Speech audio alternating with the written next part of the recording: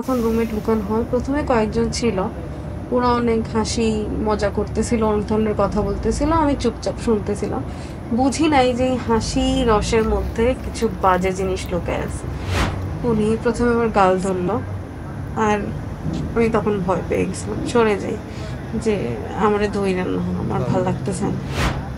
মনে হয় না ওটাকে আদর কেউ বলে, কারণ আমার শরীরের এমন কোনো কোণা নাই যেখানে ওনার নখের আঁচড় পড়ে নাই, দাঁতের কামড় পড়ে নাই। আর এত বেশি যন্ত্রণা হয়েছিল যে আমার মনে হচ্ছে আমার এখনো সব মনে আছে, প্রত্যেকটা সেকেন্ড, মানে প্রত্যেকটা সেকেন্ড মনে আছে যে উনি আমাকে ধরতেছে, উনি আমার বুকে হাত দিচ্ছে, উনি আমার যৌনাঙ্গে হাত দিচ্ছে, আর আমি চিৎকার করতে পারতেছিলাম না কারণ আমার মুখ চাপা দিয়ে ধরে আছে যাতে আওয়াজ বাইরে না যায়। শুরুতেই বলি, এই ভিডিওটা কোনো অপ্রাপ্তবয়স্ক মানুষ দেখবেন না, যাদের বয়স 18 নিচে দয়া করে দেখবেন না। আর সেসব মানুষ দেখবেন যাদের বাসায় একটা মেয়ে আসে, যেই মেয়েটা এখনো কিশোরী, এবং আপনার মনের মধ্যে লাড্ডু ফুটতেছে যে এই মেয়েটাকে কত তাড়াতাড়ি বিয়ে দেব, একটা সুন্দর ছেলে, একটা বড়লোক ছেলে, একটা প্রতিষ্ঠিত ছেলে দেখলে এই মেয়েটাকে দিতে পারি এবং আমি বাঁচতে পারি।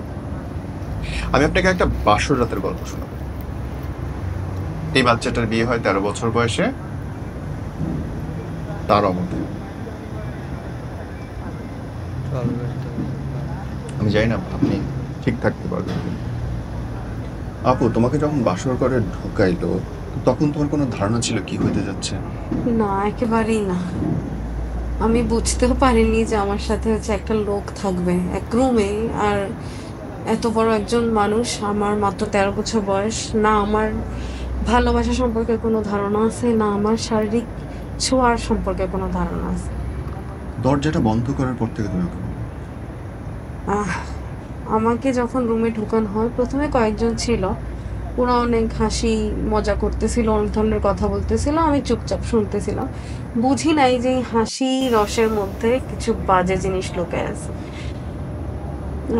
প্রায় 10-15 মিনিট পরে মনে হয় সবাই রুম থেকে চলে যায়, আর আমার যার সাথে বিয়ে হয় উনি রুমে আসে। আর রুমে এসে উনি প্রথমে কিছু বলে না, ওনার ড্রেস চেঞ্জ করে। আর আমি এর আগে ওরকমভাবে কাউকে ড্রেস চেঞ্জ করতে আমার সঙ্গে এত খোলামেলাভাবে দেখিনি। আমি একটু অপ্রস্তুত হয়ে যাই যে আমি কি করব এখন।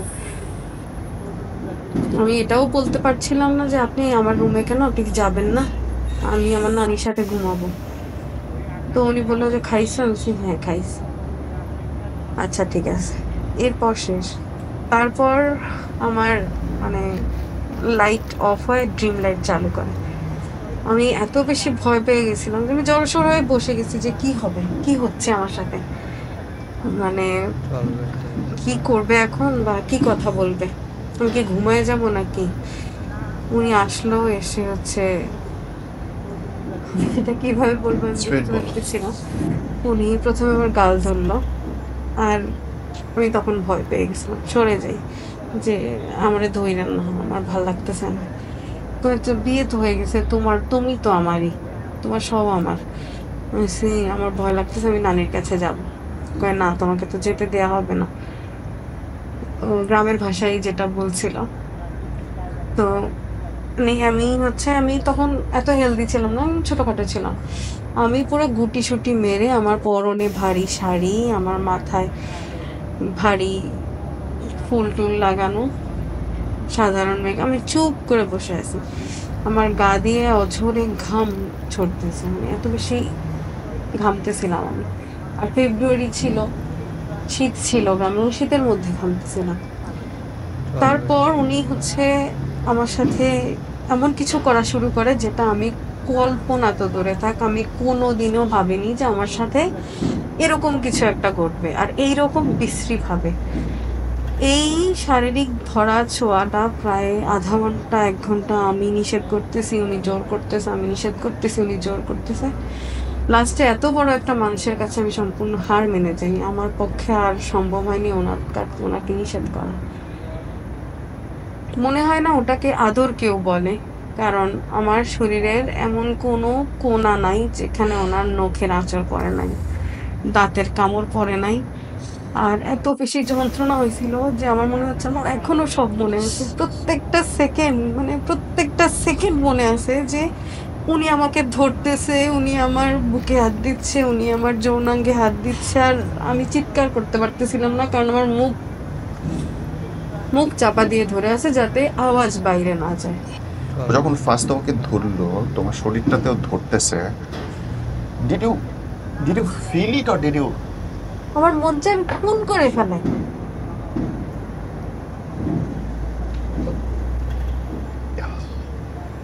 আমার এখনো মনে হয় যে আমি যদি কাউকে খুন করার কোনো অনুমতি থাকতো, আমি ডিরেক্ট যেয়ে ওই মানুষটাকে খুন করে ফেলতাম।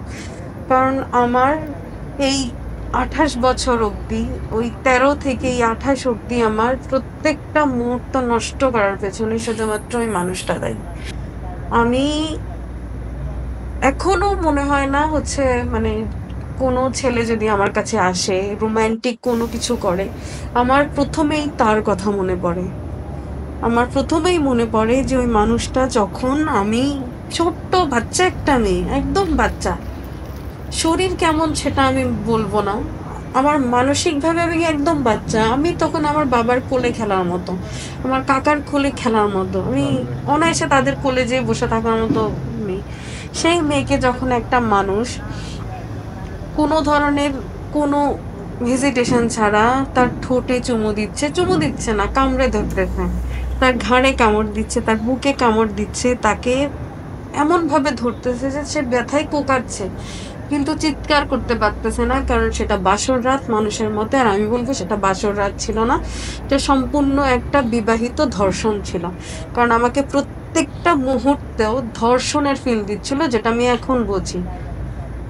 আর যখন ওই মানুষটা আমার বুকে কামড় দিচ্ছিল, আমি মনে হয় আমার এখনো মনে আছে যে আমার চোখ দিয়ে পানি পড়তেছিল। আমার এখনো আমার গা কাঁপতেছে যে আমি কি করলাম, আমার জীবনটা পুরো নষ্ট করে দিল, ছাই করে দিল। মানে কেন? আমার তো কোনো দোষ ছিল না। সেই দোষের ভার আমি এখনো বয়ে চলতেছি, অথচ সম্পূর্ণটা বাজে ঘটনা আমার সাথে ঘটছে। সে যখন পুরো ওই রাতটা কাটালো, তুমি অসুস্থ হয়ে গেছিলে? অনেক। আমি সকালবেলা আমার মুখে কথা নাই, আমার বেডে ব্লিডিং, আমি কোনো কথা বলতে না, আমি চুপচাপ আছি, মানে একদম চুপচাপ। মরা ছিল। মানে কি ঘটতেছে না ঘটতেছে আমি জানি না, কেন সারা রাত আমার উপর দিয়ে ঝড় গেছে। কমপক্ষে ৩ ঘন্টা একটা মানুষ যখন একটা মেয়ের উপর উঠে, তার উপর শারীরিক অত্যাচার করতেই থাকে, করতেই থাকে, করতেই থাকে। এমন না যে আমার তখন অর্গাজম বলতে কিছু ছিল, কিছুই ছিল না। আর যখন কোনো মেয়ের অর্গাজম হয় না, ওই যোনিপথ সম্পূর্ণ টাইট হয়ে থাকে, কারণ তখন ওই সময় কারোর সাথে এরকম শারীরিক সম্পর্ক করার সময় না। আর ওই যন্ত্রণাটা আমি এখনো ফিল করি, এখনো। আমার মনে হয় ৩ ঘন্টার প্রত্যেকটা সেকেন্ড, প্রত্যেকটা মিনিট, প্রত্যেকটা নেনো সেকেন্ড আমার মনে আছে সে কি কি করছিল আর কি কি হয়েছিল। আর আমি শুধু হাত পা ছুড়ছি, চিৎকার করছি, গোঙাইতেছি, কারণ আমার মুখ চেপে সে ধরে আছে। হসপিটালে যাওয়া লাগছিল? হসপিটালে ওই দিন যাওয়া লাগেনি, কিন্তু তার পরের দিন, দ্বিতীয় দিন যখন সে ড্রাঙ্ক অবস্থায় আমার সাথে করে, তারপরে আমাকে হসপিটাল যেতে হয়।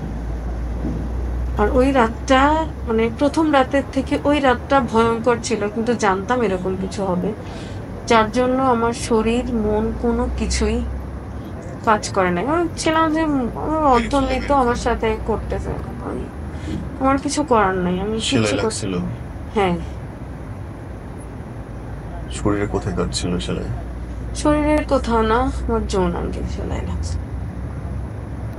কারণ তার জন্য আমি ওই সময় একেবারে পারফেক্ট কেউ না। আর তার জন্য, মানে ওই মানুষটার জন্য, এরপরে মনে হয় ২০০০ মানে ২০-১৯ অবধি আমি কোনো পুরুষের কাছে আমি কমফোর্টেবল ফিল করতাম না। কমফোর্টেবল কি, ভয় আমার লাগে? প্রচন্ড ভয় লাগতো। মানে আমার যেই বয়ফ্রেন্ড ছিল, সে যখন আমার কাছে আসতো, আমি দূরে দূরে থাকতাম। আর তার কাছে মনে হইতো যে আমার হয়তো কারোর সাথে সম্পর্ক আছে, এই জন্য আমি তার কাছ থেকে দূরে থাকি। কিন্তু আমি তাকে এটা বোঝাইতে পারি না যে আমার ভয় লাগে।